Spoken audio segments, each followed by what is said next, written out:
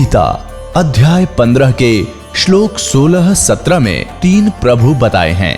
ये 3 प्रभु कौन हैं? किस प्रभु की शरण में जाने के पश्चात जन्म और मरण समाप्त हो सकता है? 3 प्रभुओं में सबसे उत्तम परमात्मा कौन है? कैसा है? उसका क्या नाम है? इन सभी गूढ़ रहस्यों को जानने के लिए अवश्य सुनिए जगत गुरु तत्वदर्शी संत रामपाल जी महाराज के अमृत वचन। ठीक है, जब तक आप यहाँ रहोगे ये परमात्मा के बच्चे हैं, उसी के प्राणी हैं, चाहे परिवार में हैं या आपके पड़ोस में हैं, सबको भगवान के बच्चे और यहाँ सब दुखी हैं। इस दृष्टिकोण से प्रत्येक के साथ हमदर्दी होना रखना हमारा भगत का परम कर्तव्य है। तो फिर हमने यहाँ क्या बताते हैं परमात्मा कि आवत संग ना जात संगाती। जब हम आए तब हमारे साथ कोई नहीं था, अकेले माँ के पेट में 9 महीने दुख पाए, और जाएंगे जब हमारे साथ कोई नहीं जाएगा। तो हम किस वस्तु को और किस व्यक्ति विशेष को अपना मानने बैठे हैं, तो यह भूल मिटानी पड़ेगी।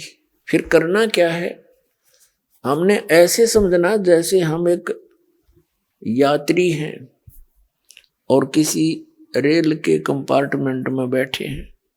उसमें वृद्ध भी होते हैं, बहन बेटियां भी होती हैं, और भी अन्य बालक बच्चे भी होते हैं। तो किसी को कोई तकलीफ है तो उसकी मदद करना प्रत्येक यात्री अपना कर्तव्य समझता है, हमदर्दी दिखाता है। जो नेक व्यक्ति होते हैं, और फिर जिसका जहां जहां भी स्टेशन आता जाता है वहीं उतरते चले जाते हैं। फिर उसके बाद उनसे कोई लिंक नहीं, उनका कोई उसकी याद भी नहीं।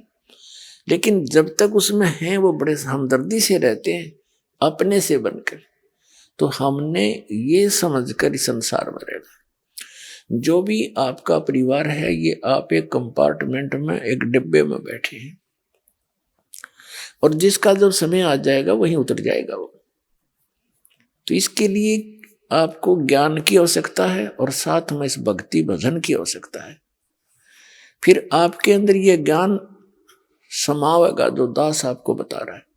अन्यथा ये ज्ञान हमने 100 बार सुन दिया, काना पे टाल दे जाकर, फिर वही एज इट इज ही हमारी व्यवस्था बनी रहती है। तो इस ज्ञान से और इस भगवान की भक्ति से आत्मा में दृढ़ता आती है।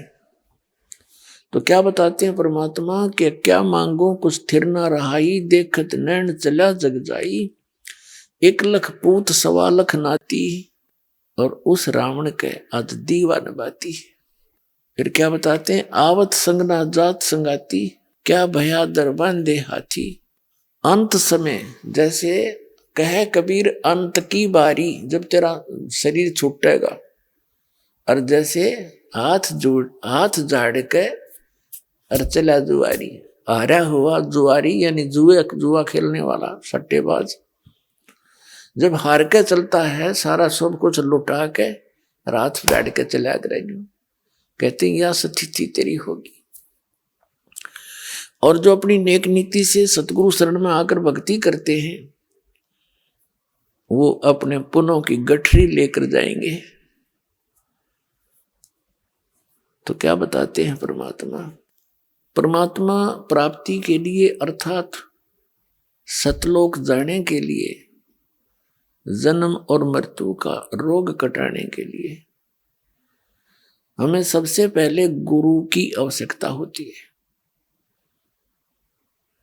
और गुरु कैसा हो, उसके लक्षण क्या है, सतगुरु कैसा हो, तो वो गुरु वो होता है, कहते हैं सतगुरु के लक्षण कहूं, मधुरे बैन विनोद, 4 वेद 6 शास्त्र वो कहे 18 बोध।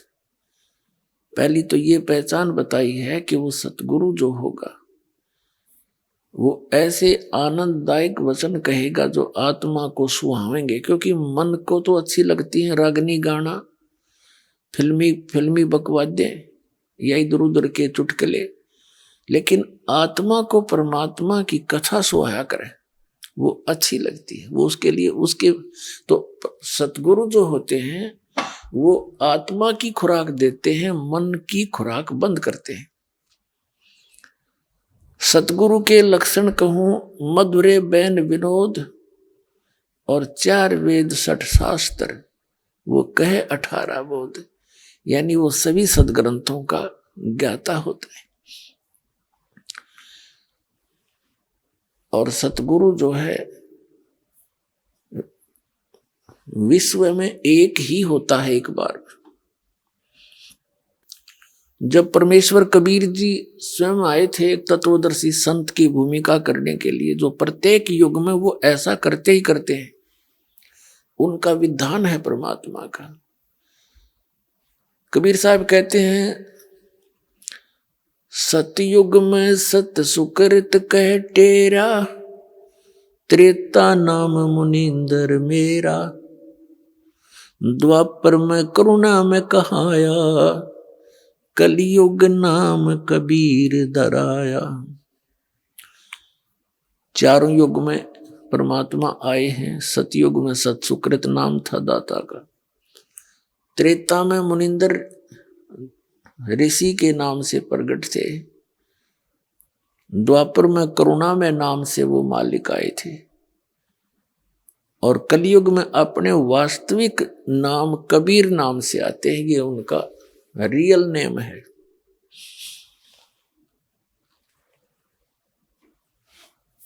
तो ये परमात्मा प्रत्येक युग में आते हैं और प्रत्येक युग में ही ऐसी लीला करते हैं जैसी इस कलयुग में की थी।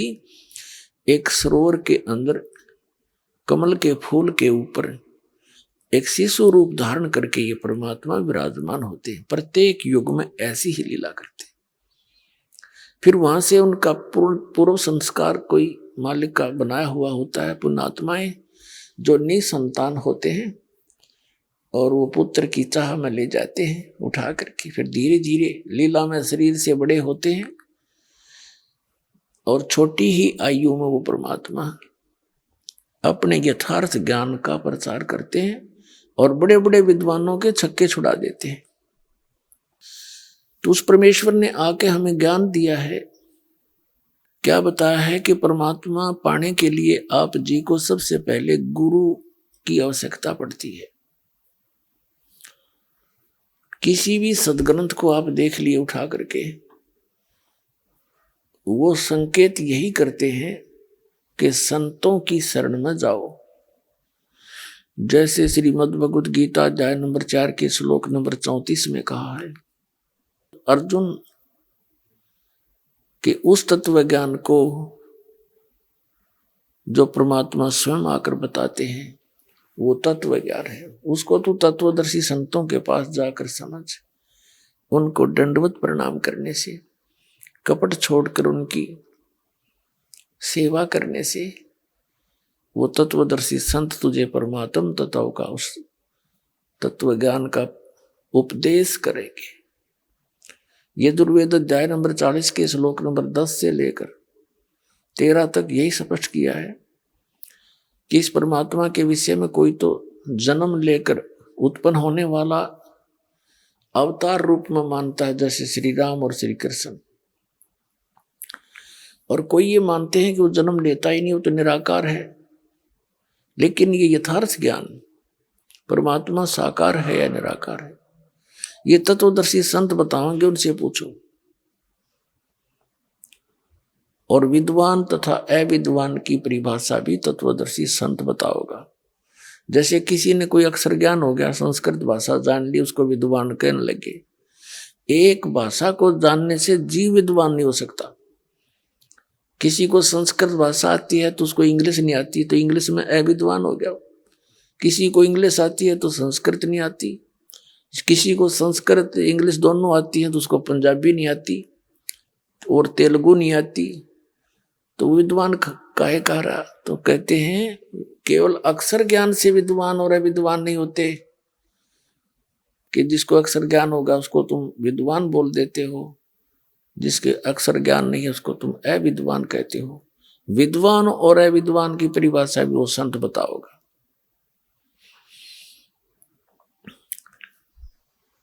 तो क्या बताया है, चारों युग में संत पुकारे, को के कहा हम हेल रे, हीरे माणक मोती बरसे, ये जग चुगता ढेल रे। क्या बताते हैं कि सतगुरु पूर्ण संत की शरण में जाने से आपको लाभ होगा, अन्यथा यह जीवन आपका नष्ट हो रहा है। क्या बताते हैं, और बात तेरे काम न आवे, संतों शरण लागिरे, के सोवे गफलत में बंदे, जाग जाग नर जाग रे, जाग जाग नर जाग रे, और बात तेरे काम न आवे, संतों शरण लागिरे, के सोवे गफलत में बंदे, जाग जाग नर जाग रे, जाग जाग नर जाग रे। भाई उठ सवेरे उका भर लिया, के जाग्या नर भाग रे, उठ सवेरे हुक्का भर लिया, क्या जाग्या नर भाग रे, सुक्रम करा ना करी रे बंदगी, ये फुटे तेरे भाग रे, फुटे तेरे भाग रे, और बात तेरे काम न आवे, संतों शरण लाग रे, के सोवे गफलत में बंदे, जाग जाग नर जाग रे, जाग जाग नर जाग रे। इस तन सराय में जीव मुसाफिर, ये करता रहे दिमाग रे, तन सराय में जीव मुसाफिर, करता रहे दिमाग रे, रात बसेरा कर ले डेरा, चले सवेरा त्याग रे, चले सवेरा त्याग रे, और बात तेरे काम न आवे, संतों शरण लाग रे, के सोवे गफलत में बंदे, जाग जाग नर जाग रे, और बात तेरे काम न आवे, संतों शरण लाग रे, के सोवे गफलत में बंदे, जाग जाग नर जाग रे, जाग जाग नर जाग रे। उमदा चोला बण्या अनमोला, ये लगे दाग पे दाग रे, उमदा चोला बण्या अनमोला, लगे दाग पे दाग रे, दो दिन की गुजरान जगत में, क्यों जले बिरानी आग रे, जले बिरानी आग रे, और बात तेरे काम न आवे, संतों शरण लाग रे, के सोवे गफलत में बंदे, जाग जाग नर जाग रे, जाग जाग नर जाग रे। कुबद का चढ़ी चडरी चत पे, तू ओया मनुष्य से नाग रे, कुबद का चढ़ी चडरी चत पे, तू होया मनुष्य ते नाग रे, सूझे नहीं सजन सुख सागर, बिना प्रेम बैराग रे, बिना प्रेम बैराग रे, और बात तेरे काम न आवे, संतों शरण लाग रे, के सोवे गफलत में बंदे, जाग जाग नर जाग रे, भाई हर सुमर सो हंस कवावे, ये कमी क्रोधी कागरे। हर सुमर सो हंस कवावे, ये कमी क्रोधी कागरे। बोरा न भर में विष के बन में, चल बेगमपुर बागरे। चल बेगमपुर बागरे, और बात तेरा काम न आवे, संतों शरण लागरे। के सोवे गफलत में बंदे, जाग जाग नर जाग रे। जाग जाग नर जाग रे। भाई शब्द सैन सतगुरु की पहचानी, पाया अटल सुहाग रे। शब्द सैन सतगुरु की पहचानी, पाया अटल सुहाग रे। नितानंद महबूब गुमानी, परगट पूर्ण भाग रे। परगट पूर्ण भाग रे, और बात तेरा काम न आवे, संतों शरण लाग रे। के सोवे गफलत में बंदे, जाग जाग नर जाग रे। अब इस शब्द के माध्यम से, वैसे तो यह परमात्मा कबीर जी का शब्द है, फिर भी हमने इसके अंदर क्या संदेश दिया है इस पर ध्यान देना है। क्या बताते हैं कि एक तो जागना होता है नींद से,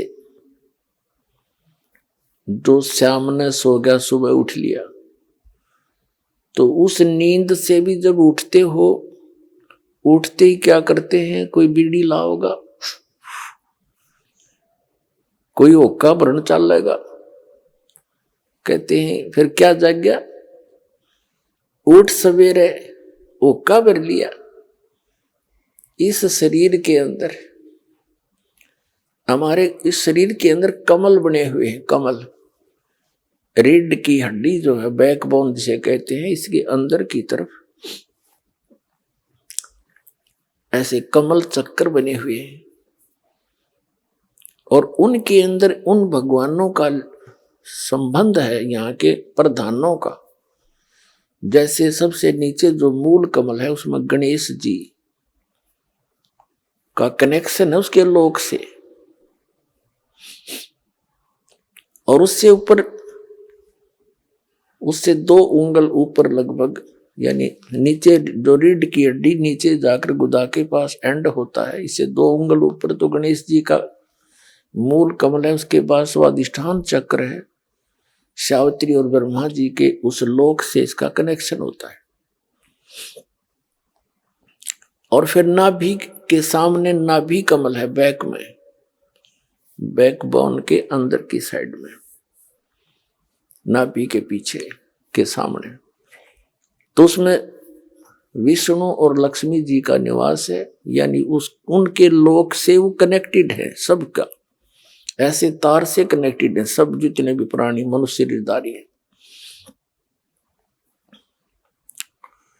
और हृदय कमल, हम दोनों सतनों के बीच में जो स्थान है, वो बैकबोन के अंदर की तरफ, रीढ़ की हड्डी के अंदर की तरफ, यानी ये तो एक निशान है कि यहाँ है वो, इसको हृदय मध्य का कमल कहते हैं।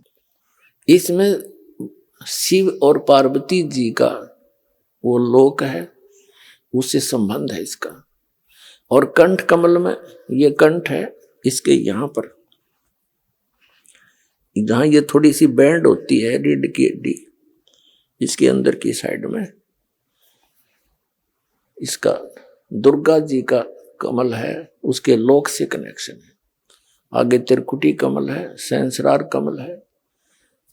तो इस प्रकार अब क्या बताते हैं, जैसे जो हुक्का पीते हैं, तो इस शरीर के अंदर उन कमलों में जैसे ये धुआं ऑक्सीजन के स्थान पर कार्बन डाइऑक्साइड है, और इसका इस सारे शरीर में प्राणों से ही ये सब क्रियाएं हो रही हैं, श्वास इस वायु से। तो ये वायु के अंदर मिलकर इन कमलों के अंदर जाकर के ये अपनी दुर्गंध छोड़ता है, और उस दुर्गंध का कुछ अंश उन भगवानों के लोकों में जाता है जहां वो विराजमान है। तो इस प्रकार परमात्मा ने बताया है कि वो जो व्यक्ति हुक्का पीते हैं, शराब पीते हैं, या कोई सिगरेट पीते हैं, तम्बाकू सेवन करते हैं, तो उनका जो असर है इस शरीर के अंदर विद्यमान उन शक्तियों पर भी पड़ता है। वो बहुत दुखी होते हैं इनसे। तो पुण्यात्मा परमात्मा कहते हैं उठ सुबेरे उका इसके अंदर धुआं ठोक दिया, जैसे आपका कोई रिलेटिव आ रहा हो किसी कमरे में और उसको बैठा रखा हो कमरे में, और उसमें फिर जाके एक हुपला फोड़ कर गोसार उसमें धुआं लगा दे और कवाड़ दे बंद करे, वो क्या कहेगा तुम्हारी तरह अच्छे मूर्ख रहे, मेरा दम घोट दिया इन्होंने। तो इसी प्रकार ये हमारे भगवान जो पर यहाँ के जो प्रधान है शरीर में विद्यमान है। कहते हैं सुकर्म किया ना करी बंदगी, ना भगवान का नाम लिया, ना कोई शुभ कर्म किया, उठते धुआं ठोक दिया शरीर में, फूटे तेरे भाग रे। फिर बताते हैं कि तन सराय में जीव मुसाफिर। अब दूसरा जागना क्या है, ये तो एक इस निंद्रा से जागा, शाम न सो गया सुबह जाग गया। दूसरी नींद में हम सोए पड़े हैं, मोह ममता की अज्ञान अंधेरे में, मोह ममता की निंद्रा में हम गहरे सोए पड़े। उसको जगाते हुए कहते हैं कि इस तन सराय में जीव मुसाफिर, यू करता रहे दिमाग रे, रात बसेरा कर ले डेरा, चले सुबेरा त्याग रे। ये शरीर जो आपको मिला है ये समझ लो एक धर्मशाला है ये, या सराय है, और ये सराय आपको मिली किस लिए थी? जैसे कोई व्यक्ति, धनी व्यक्ति दूसरे स्थान पर शहर में जाता है, वहां किसी धर्मशाला या रेस्टोरेंट में रुकता है, होटल में, उसका वो उद्देश्य क्या लेकर जाता है? वहां कोई विशेष बिजनेस पॉइंट ऑफ व्यू से जाता है धनी व्यक्ति, और जो पूंजी वो लेकर गया था उस पूंजी से उस सराय में किराए पर रुक कर आगे बिजनेस करना था उसका उद्देश्य, और वो ना करके और ही अटपट करके वो पूंजी नाश कर दी। तो फिर वो किराया जितना आपने दे रखा था वो खत्म हुआ, आपके पास चौनी रही नहीं, तो आपको जबरदस्ती होटल के कमरे से बाहर कर दिया जाएगा। तो यहां बताते हैं कि इस तन सराय में जीव मुसाफिर, करता रहे दिमाग रे, अपनी अपनी अटकलों से सभी अटके बैठे हैं, अपनी अपनी सोच से सभी अपने को बुद्धिमान मानते हैं, लेकिन अध्यात्म मार्ग के अंदर गुरु जी के द्वारा दिए गए ज्ञान को आप जी ने अंतिम मानना चाहिए। आपसे कितने बुद्धिमान हो, इस संसारिक कार्यों में बेशक बुद्धिमान हो, लेकिन आध्यात्मिक मार्ग में आप बालक हो, और बालक ने बड़ों की बात मानना अनिवार्य होता है। कहते इस तन सराय में जीव मुसाफिर, करता रहे दिमाग रे, रात बसेरा कर ले डेरा, तो चले सवेरा त्याग रे। वो सवेरा कब होगा? जब मृत्यु होगी। मृत्यु होगी तब आंख खुलेंगी। कहते सपना साजा टूट उठ के मुंड पकड़ रोए। जैसे सपने में इंसान पता नहीं क्या क्या, कब कोई दुखी भी होता है, और कई बार ऐसे सलोने सपने भी आते हैं, कारों में घूम रहा होता है, पता नहीं कहाँ कहाँ जा रहा होता है, और जब आंखें खुलती हैं, निंद्रा भंग होती है, उसी खाट पर पड़ा पावा जिस पर लेट रहा था। तो जब ये सराय यानी ये सवेरा होगा, निंद्रा टूटेगी यानी शरीर छूट जाएगा, तब ये सवेरा होगा तुम्हारा। और सपने में जो कुछ भी तुम अपना मानने बैठे थे वह खक नहीं पावे, खोजे तो भी ना पावे, देखे तो भी ना दिखे, इतना बहुत दूर जा चुके होगे, पकड़ कर यम के दूध पता नहीं कहाँ ले जा चुके होंगे। और फिर क्या बनेगी, कहाँ मेरी कार है, कहाँ मेरी कोठी है, कहाँ बेटा और बेटी है। जो काम करना था वो करया नहीं। क्या बताते हैं, उमदा चोला बना अनमोला, ये लगे दाग पे दाग रे। एक पेट के लिए इंसान ना जाने कितने पाप करके, कितनी झूठ बोल के, अटपट करके, नरे पाप इकट्ठे करके विश्राम लेता है। और मिलना मिलाना वही है जो उसके भाग्य में दाता ने निर्धारित किया हो। यह बात जब तक हमारे हृदय में गहनता से नहीं बैठेगी, नहीं जचेगी कि जो मिलना है वो दाता ने देना है। कर्म करना आपका फर्ज बनता है क्योंकि ये शरीर ऐसा दिया है इसमें, और विश्वास रखा कि जो मालिक देगा, जैसे रखेगा वही ठीक है। पहले तो जब तक हम परमात्मा की शरण में नहीं आते हैं तो हमें केवल अपना प्रारब्ध ही मिलता है। प्रारब्ध में जो हमारे भाग्य में निर्धारित है वही मिलेगा, उससे अधिक और कम नहीं हो सकता, चाहे कोई सिर पटक ले। लेकिन जब हम कबीर परमेश्वर की शरण में परम संत के माध्यम से आते हैं तो फिर उस परमात्मा की रजा चलेगी, जीव की नहीं चलेगी। जैसे हमने अपने जन्म और मृत्यु के रोग को समाप्त करवाना है तो आप जी ने यहां उपदेश लिया है, तो आप इस हॉस्पिटल में एडमिट हो गए। इस परमात्मा के इस हॉस्पिटल के द्वारा आप उपचाराधीन है आपकी आत्मा। और फिर डॉक्टर के विचार उपचाराधीन व्यक्ति, रोगी, डॉक्टर की मान्यता उसका शीघ्र भला होगा, वो स्वस्थ होगा। साथ में अपनी भी तगड़मबाजी लड़ाता रहेगा तो वो देर कर देगा। तो डॉक्टर को सब मालूम होता है कौन सी आवश्यक वस्तु इसको देनी है, कौन सा इसको परहेज बताना है। तो आप जी ने सब मर्यादाओं का पालन करना है। कबीर साहब कहते हैं औखद खावे पत्थर है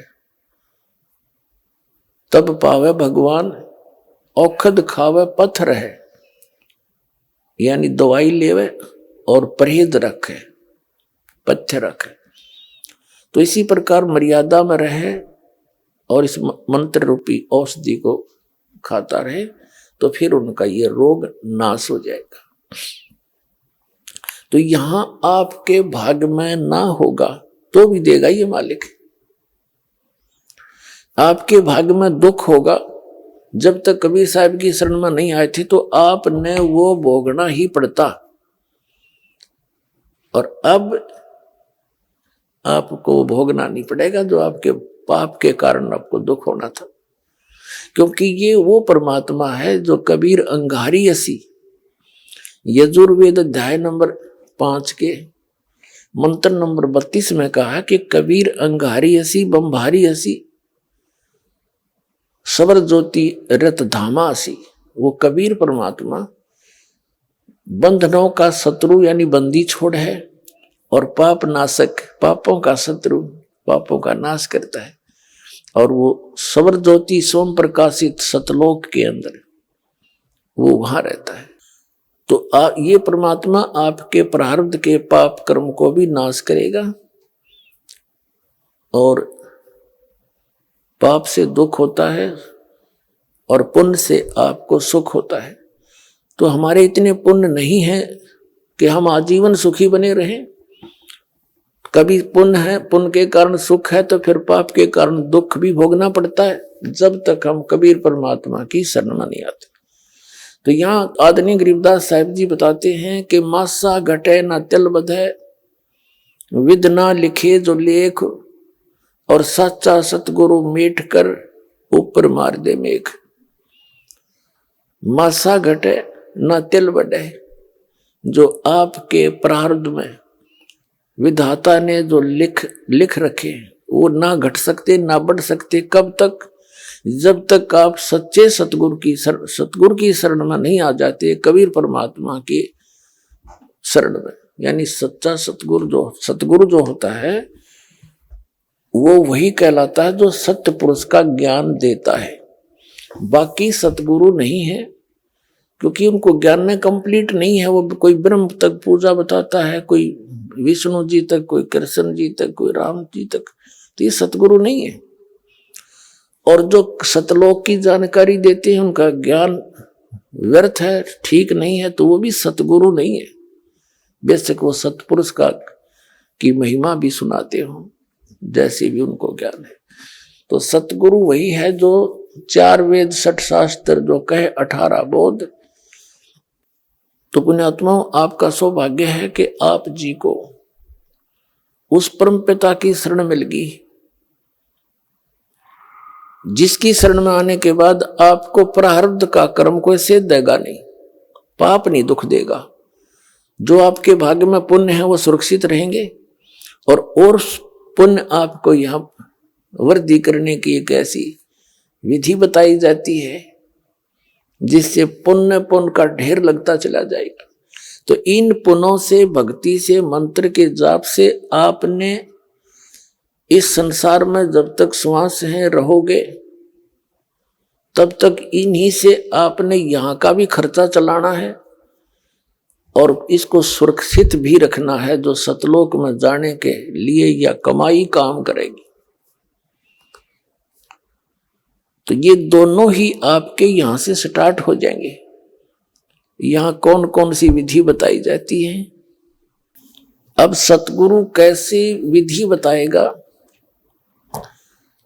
अब कबीर परमात्मा ने क्या बताया है? जग सारा रोगिया रे, जिन सतगुरु वेद न जाण्या, जग सारा रोगिया रे, जग सारा रोगिया रे, जिन सतगुरु वेद न जाण्या, जग सारा रोगिया रे। भाई, जन्म मरण का रोग लग्या है, तरसना बडेरी खांसी, जन्म मरण का रोग लग्या है, तरसना बडेरी खांसी। आवागवन की डोर गले में, या पड़ी काल की फांसी, जग सारा रोगिया रे, जिन सतगुरु वेद न जाण्या, जग सारा रोगिया रे, जग सारा रोगिया रे, जिन सतगुरु वेद न जाण्या, जग सारा रोगिया रे। भाई, सच्चा सतगुरु कोई न पूजे, इन झूठों जगपतियासी। सच्चा सतगुरु कोई न पूजे, इन झूठों जगपतियासी।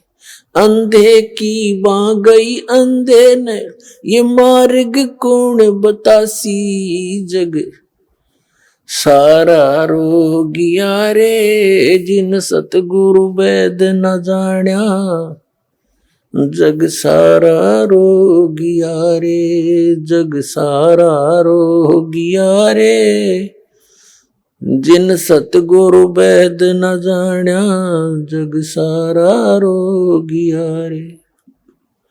भाई, देखा देखी गुरु से बन गे, किया न तत्व विचारा। देखा देखी गुरु से बन गे, किया न तत्व विचारा।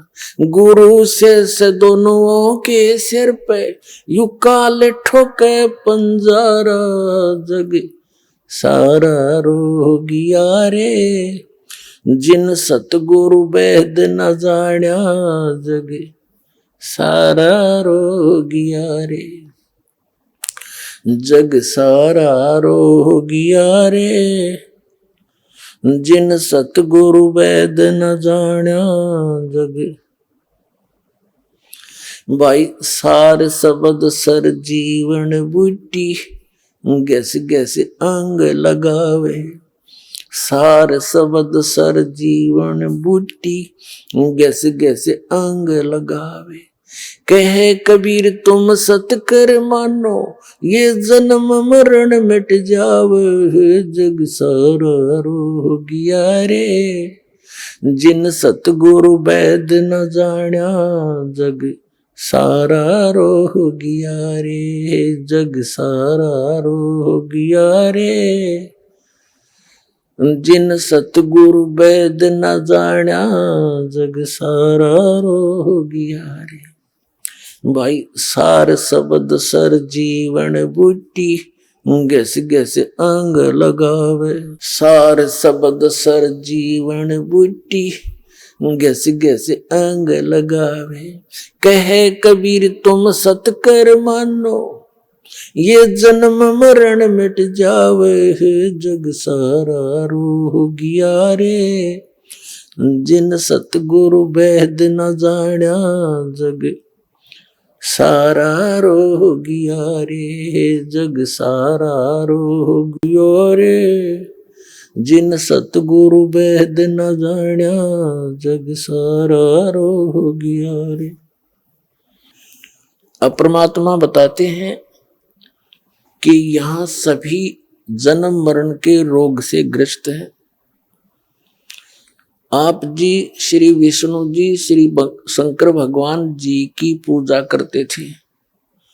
इनको अजर अमर मान के ये अज्ञानी गुरु लोग आपको मिसगाइड किए हुए थे।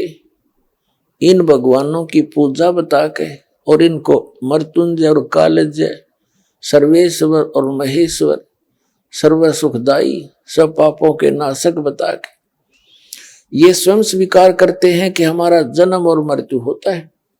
हम अविनाशी नहीं हैं, हमारा जन्म और मृत्यु होता है। अपने आत्मा ये दंत कथा तो ये सुनाते सुनाते इन संतों ने बैठाई दिया। श्रद्धालु का स्वभाव होता है, विद्यार्थी होता है, और जिसके पास ये जाता है किसी के भी माध्यम से उसकी संत की पूरी महिमा उसके चेले द्वारा सुन के ही जाता है। बड़े पहुंचे हुए महात्मा है, फिर उसको शंकाएं नहीं रहती। जो ज्ञान वो देता सारा सर्वधार्य होता है। और साथ भक्तों का एक विशेष स्वभाव होता है, वो ब्लाइंड फेथ करते हैं अपने उस गुरु पर, और ये नकली गुरुओं पर ब्लाइंड फेथ कर लिया और उन्होंने सारे उल्टे पाठ पढ़ा दिए। बताओ, आज तक हमारे हिंदू धर्म के धर्म गुरु जो शंकराचार्य और आचार्य को वहां थे, और मंडलेश्वर और ब्राह्मण को वहां थे, और चारों वेदों और पुराणों को के वो कंठस्थ ज्ञाता कहलाते थे, ये हमें वेदों पुराणों और गीता का कैख है भी नहीं बता पाए आज तक। तो काहे के सतगुरु थे ये? आप भी नरक गए और यजमानों को भी साथ लटका ले गए। अब देखो, आपको दिखाते हैं ब्रह्मा विष्णु महेश क्या बताते हैं अपने विषय में। श्रीमद देवी भागवत यानी श्री देवी पुराण, ये गीता प्रेस गोरखपुर से प्रकाशित है।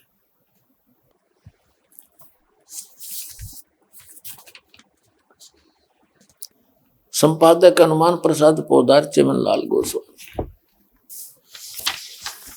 और ये प्रकाशक में मुद्रक है गीता प्रेस गोरखपुर, गोविंद भवन कार्यालय कोलकाता का संस्थान। ये इनके फोन और फैक्स नंबर। एक ही थोड़ा सा दिखा देते हैं आपको, सारा काम हल हो जाएगा। 123 पृष्ठ पर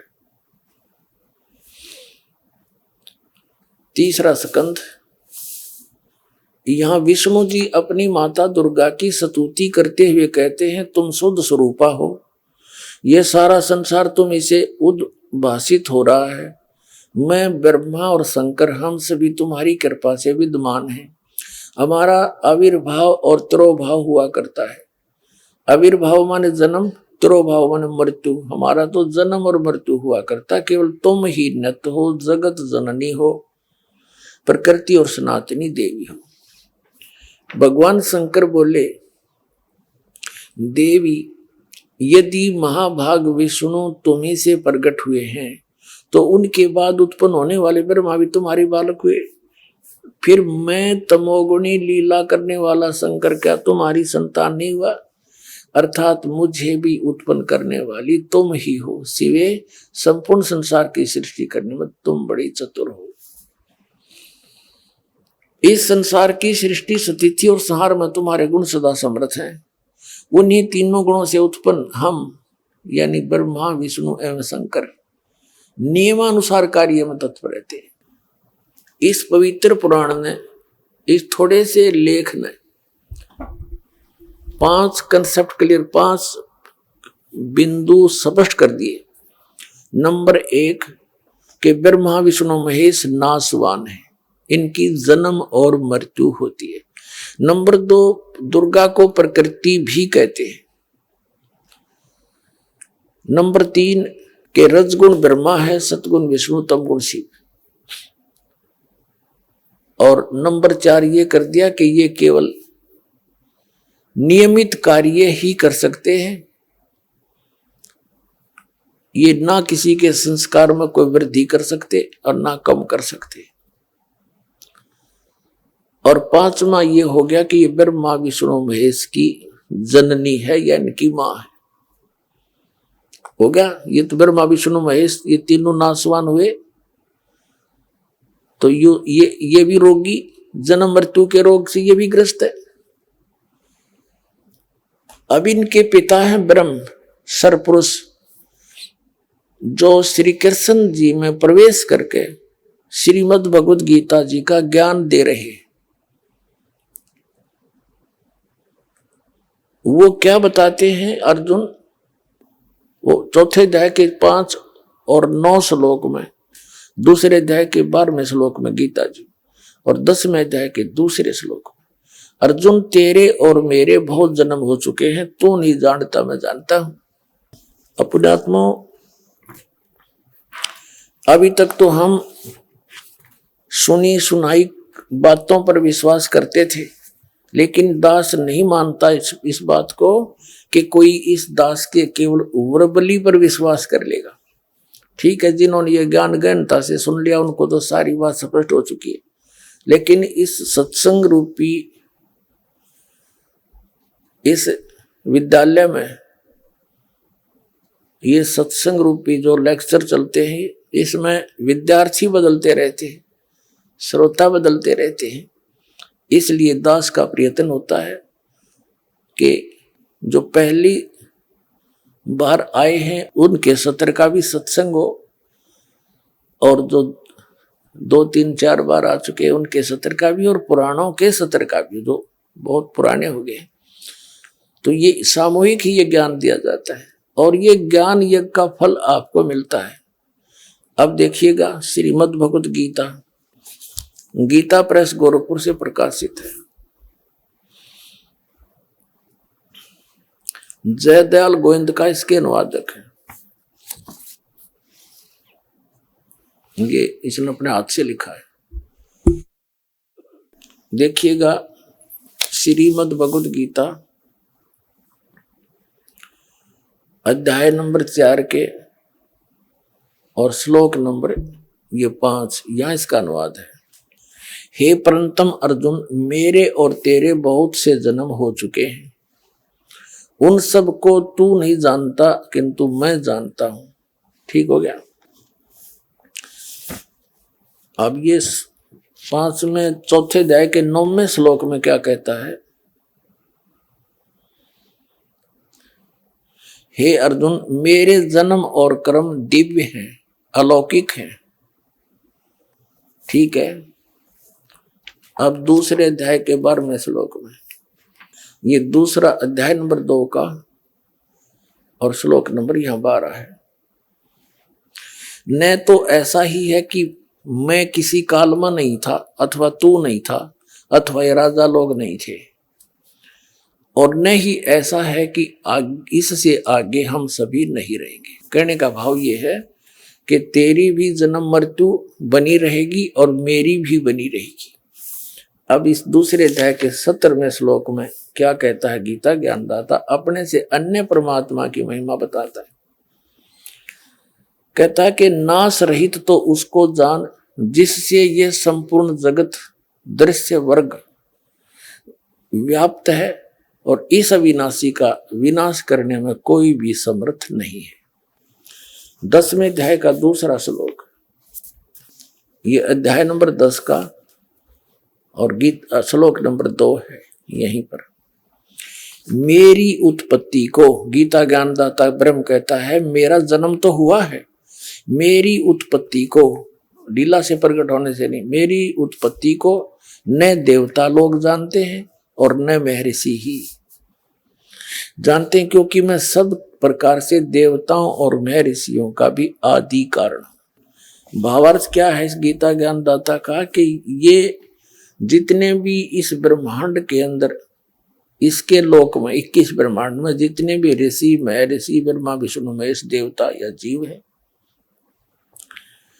जैसे ब्रह्मा विष्णु महेश की उत्पत्ति दुर्गा और इस काल के संयोग से हुई है, तो ये ब्रह्मा विष्णु महेश को आज तक अपने पिता का ज्ञान नहीं। 3 देव सो उसको धावे, निरंजन का वो पार न पावे। इसने प्रतिज्ञा कर रखी है कि मैं कभी भी अपने वास्तविक रूप में किसी को दर्शन नहीं दूंगा और मेरा भेद दुर्गा तो किसी को मत बताना। तो दुर्गा देवी जो है, देवी जी उस निरंजन के डर से उसका कोई यथार्थ ज्ञान अपने बच्चों को भी नहीं बताती। ये तो परमात्मा आए, कबीर भगवान जो सबके जनक हैं, जिसने इस निरंजन की भी उत्पत्ति की, ज्योति निरंजन ब्रह्मा विष्णु महेश के पिता की, और दुर्गा की उत्पत्ति उन्होंने उन्हीं से हुई, वो सबके जनक है। उसने आके इनकी जन्म और मृत्यु बताई, इनकी सतिथि बताई, ब्रह्मा विष्णु महेश की सतिथि बताई। वो हमारा गले नहीं उतरी, क्योंकि उस समय हम अशिक्षित थे और इन नकली गुरु ब्राह्मण ऋषि महर्षि आचार्य शंकराचार्यों ने 600 वर्ष पहले परमात्मा आए थे, तो उन्होंने परमात्मा के ज्ञान को हमारे तक नहीं आने दिया। ये कह करके कबीर अशिक्षित है, ये सदग्रंथों से अपरिचित है, संस्कृत भाषा ये जानता नहीं, झूठ बोलता सारी, जबकि परमात्मा सारी साची कह कर चले गए। उस समय के लिखे हुए वचन आज सदग्रंथों ने समर्थन किया जो भगवान बताया करते थे। अब ये सिद्ध हो गया कि ये गीता ज्ञान दाता भी नासवान, ये भी जन्म मृत्यु के रोग में। अब श्रीमद् भगवद गीता अध्याय नंबर 15 के श्लोक नंबर 16 और 17 में 3 पुरुष बताए हैं, एक सरपुरुष, एक अक्षर पुरुष। सरपुरुष और अक्षर पुरुष तथा इनके अंतर्गत जितने भी प्राणी हैं वो सभी नासवान है और ये भी नासवान है। गीता अध्याय नंबर 15 के श्लोक नंबर 17 में बताया है कि उत्तम पुरुष तो अन्य है परमात्मा इति उदाहरते, ये लोकत्रयम् आविश्य विवर्ती अवैश्वर है। उत्तम पुरुष श्रेष्ठ परमात्मा तो कोई और है इन दोनों से, सरपुरुष और अक्षर पुरुष से। ये देखिएगा श्रीमद् भगवद गीता, गीता प्रेस गोरखपुर से प्रकाशित है, अध्याय नंबर 15 का श्लोक नंबर 16 और 17 दिखाते हैं आपको। श्रीमद् भगवद गीता अध्याय नंबर 15 का और श्लोक नंबर 16 यहां पर है। द्वौ माने दो, इमौ माने इस, पुरुषो माने पुरुष यानी प्रभु, लोके क्षर च अक्षर एव च सर्व सर्वाणी भूतानि कटुस्थ अक्षर उच्यते। इसका अर्थ ये बनता है इस संसार में नाशवान और अविनाशी भी ये 2 प्रकार के पुरुष हैं। यहां इन्होंने अर्थ कर दिया, इनका नहीं, यह लिखना था जैसे ये संस्कृत को देखेंगे आसानी से समझो। ये इमौ दुवौ इमौ पुरुषो लोके सर से अक्षर है, यहां लगाना था इस लोक में 2 सरपुरुष और अक्षर पुरुष। सरपुरुष ये ब्रह्म है, सरब्रह्म, और अक्षर पुरुष ये परब्रह्म है। आइए अब हम उन श्रद्धालुओं के अनुभव जानते हैं जो जगत गुरु तत्वदर्शी संत रामपाल जी महाराज जी से दीक्षा प्राप्त कर चुके हैं तथा उनके द्वारा बताए गए भक्ति मार्ग पर चल रहे हैं। सर नमस्कार। नमस्कार सर जी। क्या नाम है आपका? सर जी मेरा नाम दिगंबर प्रसाद जोशी है। कहाँ से आए आप? सर जी मैं मूल रूप से उत्तराखंड का रहने वाला हूँ। गांव का नाम गड्रिया है और पट्टी खाचू डिस्ट्रिक्ट पौड़ी गढ़वाल है। वर्तमान में गुरुपाल नगर कोटमंगल सिंह लुधियाना में रहता हूँ। सर संत रामपाल जी महाराज जी से जुड़ने से पहले आप क्या भक्ति साधनाएं करते थे? सर जी उससे पहले आनंद मूर्ति गुरु माता एक संत हैं, उनके साथ उनके सानिध्य में करते थे भक्ति। वो जो है 1.25 घंटा सवेरे 1.25 घंटा शाम को आंखें बंद करके हठ योग करने को बताते थे। कभी आसाराम जी का, कभी सुधांशु महाराज जी का, कभी विश्वास महाराज जी, ये जो संत हैं इनके सत्संगों में जाया करते थे। तो उसके बाद किसी भक्त ने कह दिया कि आशुतोष महाराज जी जो नूरमहल के संत हैं वो भगवान को दिखाते हैं, उनसे दीक्षा ले लो। तो उनके कहने पर दिव्य ज्योति जागृति संस्थान आशुतोष महाराज जी के सत्संग में गया और वहाँ उनसे दीक्षा ले ली। वो कहते भगवान को दिखाते हैं, तो उन्होंने वो दीक्षा भी मैंने ली और वो साधना मैंने 7 साल के करीबन की। क्या हम ये मान सकते हैं कि आपने भगवान को देखा है? जी नहीं, बिल्कुल नहीं देखा। वो झूठ बोलते थे, वो प्रकाश दिखाते। प्रकाश दिखाना देखना, भगवान देखना नहीं है जी। तो क्या था वो? आज आप उस चीज़ को क्यों झुठला रहे हैं? क्योंकि परमात्मा तो ऊपर सतलोक में तख्त पर बैठा है, साकार है, वो निराकार नहीं। वो निराकार मानते थे भगवान को। भगवान निराकार नहीं, भगवान साकार है। सारे ग्रंथ जो हैं वो बताते हैं। आपको ये ज्ञान कहाँ से हुआ? संत रामपाल जी महाराज की कृपा से। जब मैंने उनकी लिखी हुई पुस्तक गहरी नजर गीता में एक भक्त जी ने मेरे को रिटायरमेंट के दौरान दी थी, वो जब मैंने पढ़ी और उसके पढ़ने के बाद जब मैंने सारा उसको कंप्लीट पढ़ा 2-3 दिन में, तो मेरे पैरों के नीचे ज़मीन खिसक गई। ये आशुतोष महाराज जी बताते थे कि गीता जी का ज्ञान जो है कृष्ण जी ने दिया। जब मैंने वो बुक पढ़ी, असलियत का पता लगा, तो पता लगा कि ये गीता का ज्ञान तो कृष्ण जी का, इसमें रोल ही कोई नहीं। ये तो काल निरंजन ने बोला था, भगवान श्री कृष्ण के शरीर में प्रवेश करके बोला था। तो वो दिव्य ज्योति जागृति संस्थान वाले ये झूठ बोलते थे, इनको बिल्कुल ज्ञान नहीं है। सर आपने बताया कि संत रामपाल जी महाराज जी की आपने पुस्तक पढ़ी, जिससे आपको पता चला कि आशुतोष महाराज जी जो ज्ञान देते हैं वो सही नहीं है, वो गलत है, वो शास्त्रों में वर्णित नहीं है। तो आखिर संत रामपाल जी महाराज जी ऐसा क्या ज्ञान देते हैं? सबसे पहले तो ये है भगत जी कि उनको जो सृष्टि रचना संत रामपाल जी महाराज ने बताया, वो सृष्टि रचना मूल ज्ञान है। उसके जाने बगैर किसी ग्रंथ का ज्ञान हम नहीं जान पाते। वो ही मूल ज्ञान, वहीं से पता लगा कि ये गीता का ज्ञान कृष्ण जी ने नहीं, काल निरंजन ने बोला था। क्या संत रामपाल जी महाराज जो ज्ञान देते हैं, क्या उसका कोई प्रमाण भी देते हैं साथ में? जी बिल्कुल, हर एक का प्रमाण देते हैं। साथ में ढेरों सारे प्रमाण संत रामपाल जी ने बताए, देवी भागवत से और सूक्ष्म वेद से और कई ग्रंथ है जैसे महाशिव शिव पुराण है और संतों की वाणियाँ, उनसे भी उन्होंने प्रमाण दिखाए हैं। बिल्कुल। सर आपको प्रमाणों के साथ यकीन हुआ कि संत रामपाल जी महाराज जी सही ज्ञान देते हैं। तो सर आपने संत रामपाल जी महाराज जी से नाम दीक्षा कब ली? मैंने 3 सितंबर 2009 को प्रथम मंत्र संत रामपाल जी महाराज जी से लिया। सर हम आपसे संत रामपाल जी महाराज जी के बारे में पूछना चाहेंगे कि पहले आप 7 साल से आशुतोष महाराज जी से जुड़े रहे और 2009 से आप संत रामपाल जी महाराज जी से जुड़े हुए हैं। तो आपको इन दोनों संतों में क्या भिन्नता नजर आई? बात यह है कि संत रामपाल जी महाराज जो ज्ञान दीक्षा देते हैं, जो भी किसी को अगर प्रॉब्लम होती है तो वेदों में लिखा है कि उसके सारे कष्ट परमात्मा दूर कर देता है। और आशुतोष महाराज जी नूरमहल वाले कहते थे कि जो उसमें लिखा हुआ है वो कर्म का फल भोगना ही पड़ेगा। और न उनको शिष्टचना का ज्ञान है, न उनको ये पता कि गीता का ज्ञान किसने दिया। वो इस मामले में उनका ज्ञान शून्य है। संत रामपाल जी का ज्ञान बिल्कुल वेदों पर आधारित है, सभी ग्रंथों पर आधारित है, वो सत्य ज्ञान है बिल्कुल। जो आशुतोष महाराज जी के आश्रम में जब हम जाते थे भंडारे में, तो उसके बाहर जो स्टॉल लगते थे, तो वहाँ अगर हमने अगर कोई चीज़ खानी है तो उसके पैसे देने पड़ते थे। पैसे दे के हम चीज़ खा सकते थे, वैसे नहीं खा सकते, वहाँ पैसे लेते थे। और संत रामपाल जी महाराज जी के? संत रामपाल जी के आश्रम में कोई पैसा नहीं लिया जाता। मैंने जब नाम दीक्षा ली थी तो मैंने वहाँ देख के हैरान हो गया कि चाय पानी और भंडारा वहाँ सब निःशुल्क है। और ज्ञान दीक्षा की जो चीज़ें दी जाती हैं, स्वरूप वगैरह, सब वो निःशुल्क थे। वहाँ भंडारा खुला था, परमात्मा की दया से खुला था संत रामपाल जी महाराज। और क्या अंतर है? और अंतर उनमें ये है कि वो जो है खुद सत्संग नहीं करते।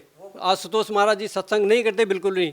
वो उनके चेले जो है, उनके शिष्यों को ऑर्डर दे रखा कि तुम सत्संग करो। लेकिन यहाँ वास्तव में है कि संत रामपाल जी महाराज खुद ही एक एक चीज़ को खोल खोल के ग्रंथों के आधार पर बताते। इतना फर्क है दोनों में। वो शास्त्र विधि को त्याग करके मनमाना आचरण करते, यहाँ शास्त्र के अनुकूल ज्ञान दिया जाता है।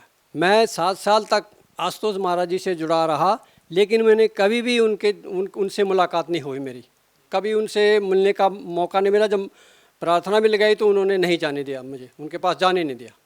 और संत रामपाल जी? संत रामपाल जी महाराज के तो हम दर्शन जिस दिन जाते थे सत्संग सुनने के लिए, तो दर्शनों के लिए लाइन लगती थी, उसमें हम भी दर्शन के लिए जाते थे। अपना सुख दुख अपना उनको वो बताते थे, वो हमको बताते थे, भाई ऐसा करो बेटा, ऐसा करो, वो सब समस्याओं का हमारा समाधान कर देते थे। तो सर हम आपसे जानना चाहते हैं कि संत रामपाल जी महाराज जी से नाम दीक्षा लेने के बाद आपको क्या लाभ मिले? जी बिल्कुल, वैसे तो लाभ बहुत सारे हैं, पर थोड़े से बताऊंगा मैं। जो हमारी बहू है उसके प्रेगनेंसी थी, तो 4 महीने की प्रेगनेंसी वो हर 4 महीने के बाद वो ख़राब हो जाती थी।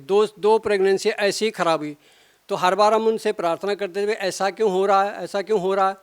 तो दूसरी प्रेगनेंसी के दौरान तो हमने आशुतोष महाराज जी से दिल्ली में फ़ोन लगाया, तो वहाँ से जी जवाब आया कि आपको कर्म का फल जो है वो भोगना ही पड़ेगा, जो आपके भाग्य में हानि लाभ लिखा वो भोगना ही पड़ेगा। वही उनका ये जवाब था। संत रामपाल जी महाराज की शरण में आने के बाद जब गुरुजी से प्रार्थना की, तो गुरुजी कहते बेटा उनके पास पूर्ण ज्ञान नहीं है और वो गलत बोल रहे हैं, क्योंकि शास्त्रों में लिखा है कि परमात्मा पूर्ण जो पाप होते हैं, घोर से घोर पाप, उसको भी नष्ट कर देता है और पूर्ण लाभ अपने साधक को देता है।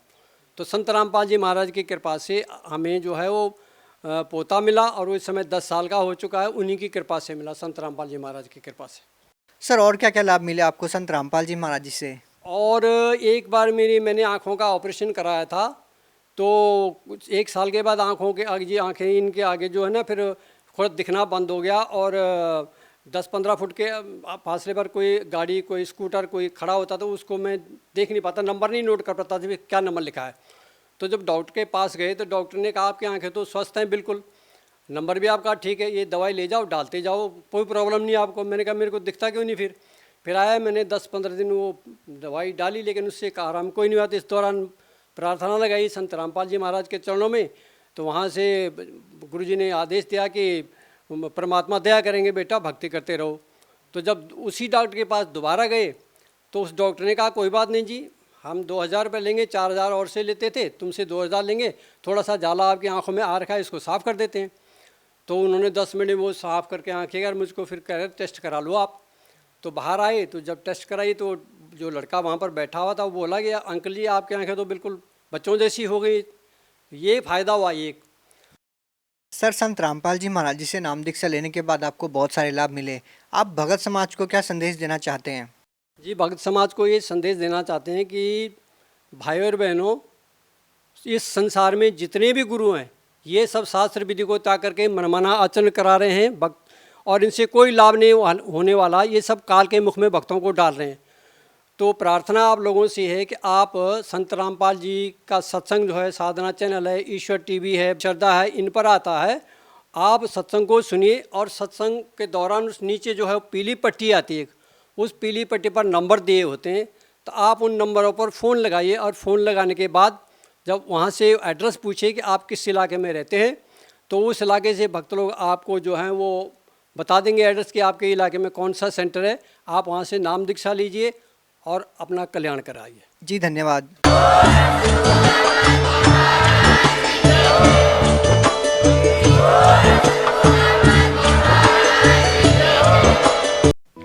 आप सुन रहे थे जगत गुरु तत्वदर्शी संत रामपाल जी महाराज के मंगल प्रवचन। अधिक जानकारी के लिए संपर्क करें।